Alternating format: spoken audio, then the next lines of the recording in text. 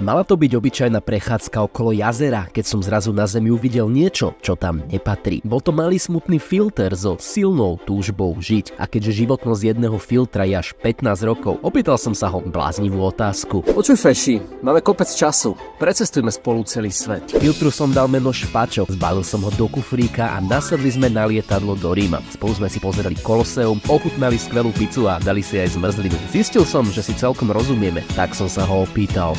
Ideme do Thajska? Preleteli sme ponad Indiou a o chvíľu pristáli v Thajsku. Okúpali sa so slonmi, pozorovali východ slnka, kde Špaček našiel svojich kamarátov. Boli tam, kde patria. V nádobe na filtre dodletom sme si dali kokosový orech, okúpali sa v bazéne a zamierili do pieskových dún Fuerteventury.